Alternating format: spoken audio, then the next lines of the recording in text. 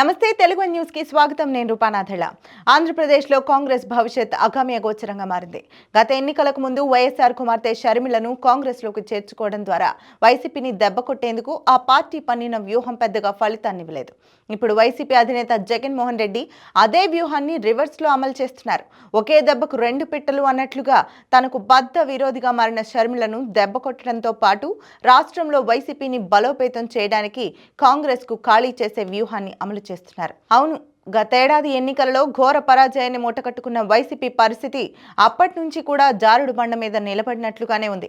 ఆ పార్టీ నేతలు ఒక్కొక్కరుగా ఇతర పార్టీలకు వెళ్లిపోతున్నారు. మరి కొందరు రాజకీయ సన్యాసం ప్రకటిస్తున్నారు. ఆ పార్టీ నుంచి వలసల ఉధృతి చూస్తుంటే సమీప భవిష్యత్తులో ఆ పార్టీ అడ్రస్ గల్లంతవడం ఖాయమన్న అనుమానాలు వ్యక్తమవుతున్నాయి.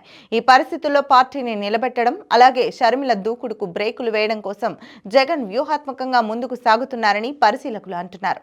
అందులో భాగంగానే వైసీపీని వీడే వాళ్ల గురించి పట్టించుకోకుండా బయట నుంచి నేతలను పార్టీలోకి తీసుకుంటున్నారు.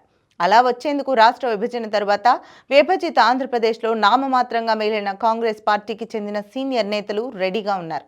గత ఎన్నికల ముందు ఆంధ్రప్రదేశ్ కాంగ్రెస్ అధ్యక్షురాలిగా వైఎస్ షర్మిల బాధ్యతలు చేపట్టారు. దాంతో రాష్ట్రంలో కాంగ్రెస్ కొంతమేర పుంజుకున్న పరిస్థితి కనిపించింది. అయితే ఎన్నికల ఫలితాల తర్వాత మళ్లీ రాష్ట్ర కాంగ్రెస్లో నిరాశ, నైరాశ్యం, నిస్పృహలు అలుముకున్నాయి. ఈ పరిస్థితుల్లోనే గతంలో రాష్ట్ర కాంగ్రెస్లో చక్రం తిప్పిన సీనియర్ నేతలు రాజకీయాలకు దూరంగా ఉంటున్నారు. పేరుకు కాంగ్రెస్లో ఉన్న వారు పార్టీ కార్యక్రమాలలో పాలు పంచుకోవడం లేదు సరికదా, కనీసం పార్టీ కార్యాలయం వైపు కూడా కన్నెత్తి చూడడం లేదు.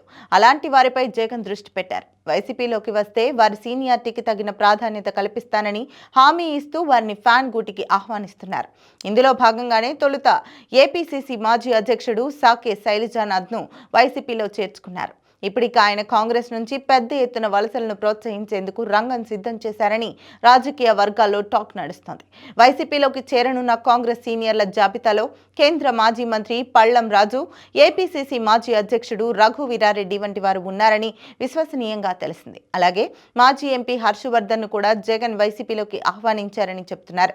సీనియర్ల చేరికతో వైసీపీలో కొత్త ఊపు వస్తుందని జగన్ భావిస్తున్నారని వైసీపీ వర్గాలు అంటున్నాయి. అయితే గత 5 ఏళ్ల జగన్ పాలనపై జనంలో ఏ స్థాయిలో వ్యతిరేకత వ్యక్తమవుతుందో చూసిన తర్వాత కాంగ్రెస్ సీనియర్లు ఆయన పంచన చేరే అవకాశాలు అంతంత మాత్రమేనని పరిశీలకులు అంటున్నారు.